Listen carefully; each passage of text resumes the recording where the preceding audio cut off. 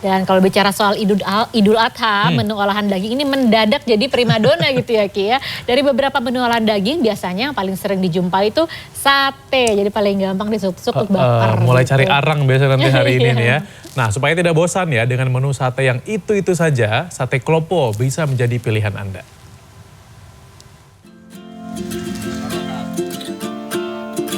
Sate menjadi salah satu olahan kuliner yang cukup populer saat Hari Raya Idul Adha.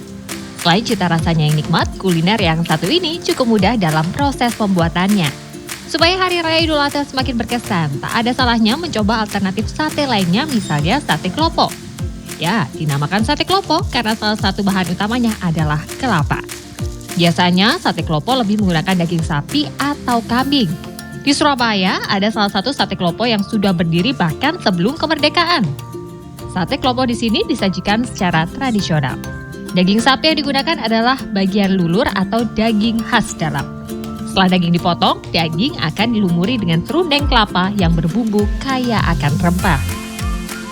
Yang super, dagingnya itu yang super, yang baik ya. Bagian sate yang disuntuk ini dibikin, ini dikukus dulu. Kelapanya nggak sampai 1 jam, dikasih bumbu rempah-rempah itu nak. Setelah selesai ditusuk, nah saatnya sate klopo siap dibakar hingga matang. Setelah proses pembakaran selesai, kini sate disajikan bersama bumbu kacang yang telah dicampur dengan petis dan kecap. Di sini aroma sate klopo sudah begitu menggoda dan membuat perut saya keroncongan.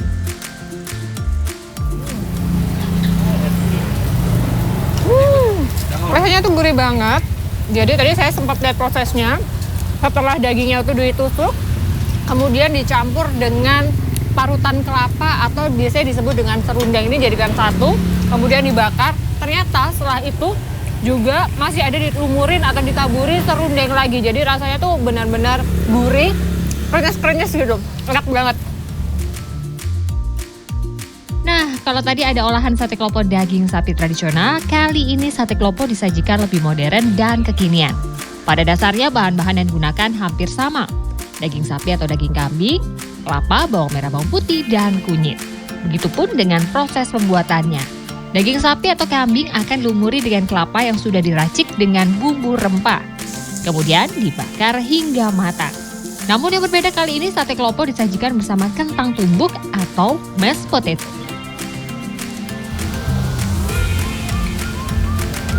Wah, jangan terkecoh ya. Ini juga sate klopo, tapi menunya ini lebih fusion ya, dipadu-padankan antara menu sate klopo tradisional dan juga internasional. Gimana rasanya? Kita coba dulu.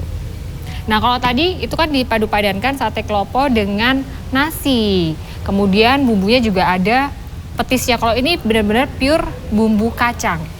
Bisa dilihat dari warnanya juga lebih cerah, dan yang paling menarik di sini adalah sate klopo ditemani dengan olahan kentang atau mashed potato. Coba kita padu-padankan. Begini nih. Sudah? Coba.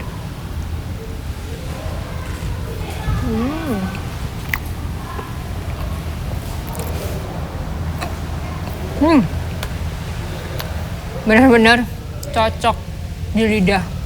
Gurihnya dapat, rasa creamy dari mashed potato-nya dapat, kelapanya kerasa, rempahnya kerasa, cocok semuanya. Jadi pengen nambah lagi.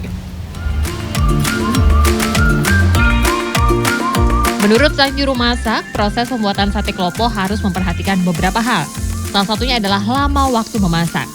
Jika daging sapi bisa disajikan dengan kematangan medium dan dibakar sekitar 6 menitan.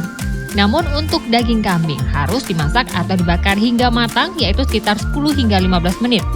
Tujuannya untuk menghilangkan bau amis pada daging. Kalau untuk daging kambing bisa digunakan asalkan untuk proses pertama kali jangan terkena air. Karena nanti dari air itu bisa menimbulkan bau yang keluar dari daging kambingnya sendiri. Begitu. Dan juga untuk tingkat kematangannya juga harus well done karena lebih sehat sih, dan juga juicy dari dagingnya tidak akan keluar begitu.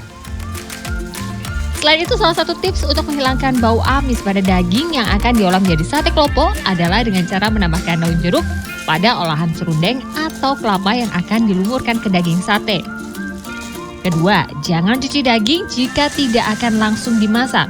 Mencuci daging berpotensi membuat daging terkontaminasi dengan bakteri. Kia Clarissa, Didin Iswandani, Surabaya, Jawa Timur.